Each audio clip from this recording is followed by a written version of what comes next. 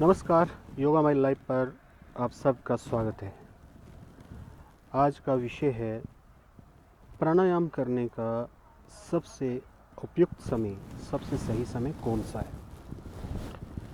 प्राणायाम मैं मोटे तौर पे बता देता हूँ। हालांकि प्राणायाम पे मेरे पहले भी बहुत सारे वीडियो हैं जिन्हें आप चेक कर सकते हैं। प्राणायाम नाम की जो प्लेलिस्ट है यहाँ पे, वहाँ पे चेक कर सकते हैं। प्राणायाम में हम ना केवल प्राण ऊर्जा को बढ़ाते हैं जो कि जीवनदायिनी ऊर्जा है, इसके अलावा हम अपने शरीर में ऑक्सीजन के लेवल को भी बढ़ाते हैं। और इसके साथ साथ जो नई रिसर्च हो रही है प्राणायाम के ऊपर, प्राणायाम हमारे जो लंग्स हैं उनको मजबूत करता है।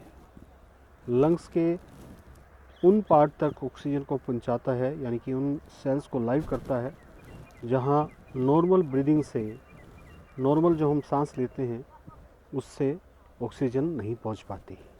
तो ये सबसे विशेष बात है कि हमारी कैपेसिटीज़ बढ़ती हैं, शरीर की कैपेसिटीज़ बढ़ती हैं। और शरीर की कैपेसिटीज़ बढ़ने से क्या होता है कि कोई भी किसी भी प्रकार का अगर रोग हो शरीर के अंदर, तो कई बार वो प्राणायाम करने से ही दूर हो जाता है। प्राणायाम के केवल इस पार्ट से कि हमारे लंग्स मजबूत हुए और हमारे शरीर के अंदर प्योरीफाई ब्लड का सर्कुलेशन हुआ, ऑक्सीजन की मात्रा बढ़ी, तो उससे भी जो है हमारी बहुत सारी डिजीज़ मैनेज हो जाती हैं। आज का विषय है प्राणायाम करने का सही समय कौन सा है।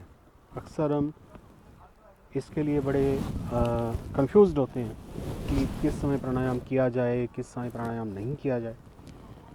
प्राणायाम करने का कई बार ये आपके दिमाग में आता है कि भोजन से पहले प्राणायाम करें या फिर भोजन के बाद में करें, या कई बार हम लिक्विड में भोजन लेते हैं, मिल्क लेते हैं, दूध लेते हैं, फल या फलों का रस लेते हैं, तो उस समय जो है दिमाग में ये बात रहती है कि अभी मैंने दूध पिया है या नींबू पानी पिया है या कोई और जूस पिया है, अभी क्या प्राणायाम करूं या नहीं करूं, क्या करूं। तो उसके बारे में हम आज बातचीत करेंगे कि प्राणायाम करने का जो सबसे उपयुक्त समय है वो कौन सा है।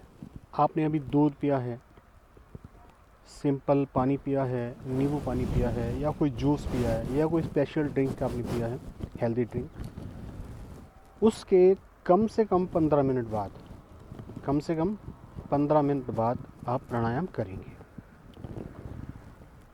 अगर आपने फ्रूट खाया है, सेब खाया है, ठीक है, या कोई और हार्ड फ्रूट खाया है, तो उसके 30 मिनट्स बाद, 30 मिनट्स बाद जो है आप प्राणायाम करेंगे।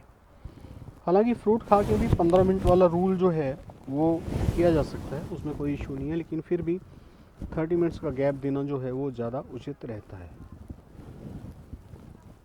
अब ये है कि प्राणायाम भोजन की बात आती है। अगर आपने हार्ड भोजन खाया है, यानी कि सुबह का नाश्ता है या दोपहर का भोजन है, डिनर है, रात्रि जो भोज है वो किया है, तो उसके कम से कम 45 मिनट बाद, ऑलमोस्ट 1 घंटे बाद ही प्राणायाम करें।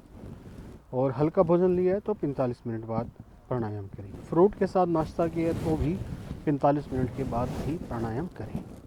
यहाँ एक बात मैं और आपको बता देता हूँ, भोजन से पहले आप प्राणायाम कर सकते हैं, लेकिन तीव्र अगर भूख है तो प्राणायाम नहीं करें। कुछ खा लें हल्का फुल्का और उसके बाद ही प्राणायाम करें। हल्का फुल्का खाने के बाद भी जो रूल है 15 मिनट वाला या फिर 30 मिनट वाला, उसको ज़रूर अपनाएं। अब बात ये आती है कि किस समय प्राणायाम करें। किस समय से मेरा मतलब है कि सुबह करें, दोपहर को करें, रात को करें, या लेट नाइट भी करें।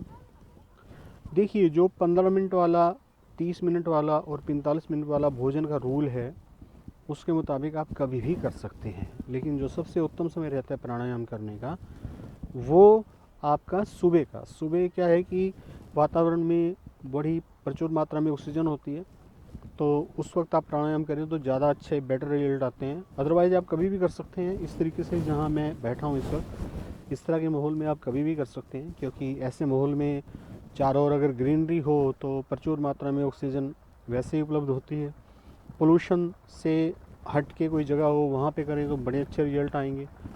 अदरवाइज़ अपने घर पे करें। पोल्यूशन अगर बाहर ज़्यादा है तो अपने घर पे ही करें तो भी सही रिजल्ट आएंगे।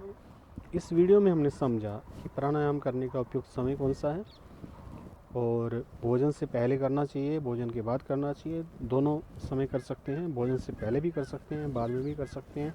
दोनों रूल मैंने बता दिए। भोजन से पहले तीव्र अगर भूख हो या प्यास हो तो नहीं करना चाहिए। अपनी तीव्र भूख या प्यास को मिटाकर ही करना चाहिए। और भोजन के बाद जो 15, 30 और 45 मिनट वाला जो रूल है उसके अनुसार आपको प्राणायाम करना चाहिए। आज के लिए इतना ही। वीडियो देखने के लिए बहुत बहुत धन्यवाद। जुड़े रहिए योगा माई लाइफ।